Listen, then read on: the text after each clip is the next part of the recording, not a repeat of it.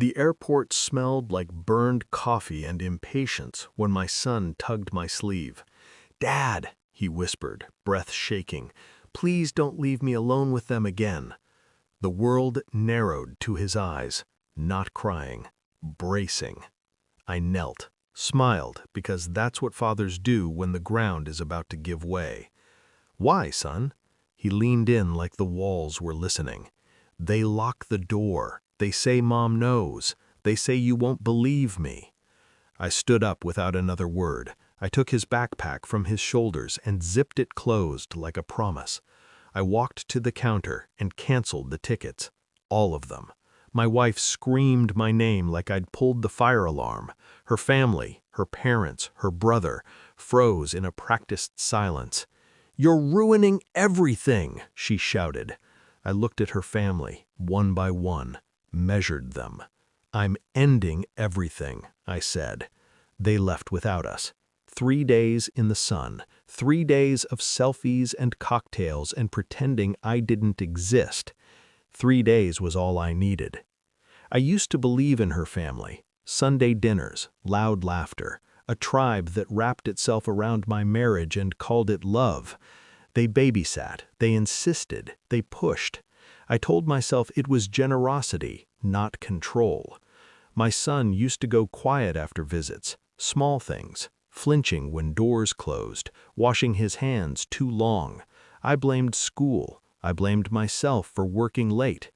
Betrayal doesn't arrive screaming, it arrives whispering excuses. The truth came from a child who trusted me enough to be afraid. Pain wanted me to break things. Rage wanted blood. I chose precision. I didn't confront anyone, not yet. I watched. I installed cameras, legal ones, common areas, audio disabled. I pulled phone records. I downloaded backups from our shared cloud. I read messages my wife never meant me to see. "He exaggerates. You're too soft on him. He needs discipline.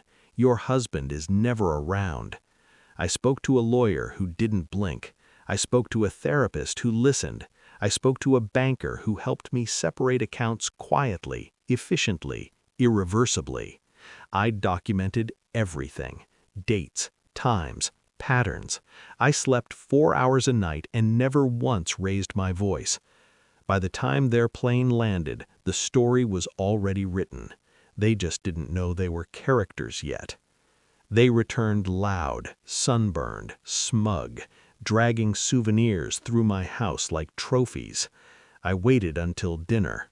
I served steak, poured wine, let them relax into the comfort they thought they owned. Then I slid my phone across the table. The video played without sound.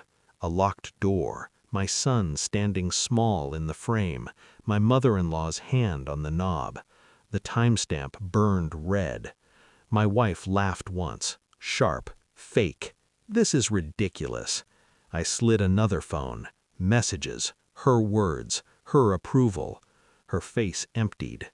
Her brother stood up. I tapped my watch. "Sit." They did. I told them about the lawyer, the therapist, the mandated reporter who already had copies. I told them about the trust fund I'd moved, legally, into my son's name, about the custody petition filed that morning, emergency, full. I told my wife I'd changed the locks while she was gone, that her key wouldn't work, that her parents' names were already on a list at the front desk of a hotel across town, courtesy of me. She screamed finally, the sound of someone realizing the floor is gone. "You planned this," she said. I nodded. For 3 days. The fallout was not subtle. Phones rang, threats came, apologies followed. I recorded everything. When the authorities arrived, I let them in. When they asked questions, I answered. When they asked my son, I held his hand and said nothing.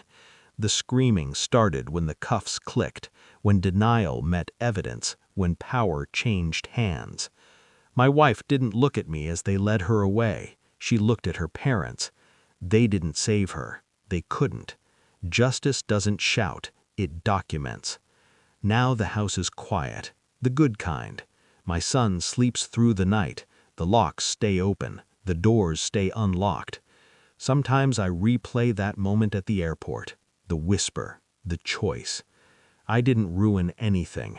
I ended a lie, and I would do it exactly the same way every time.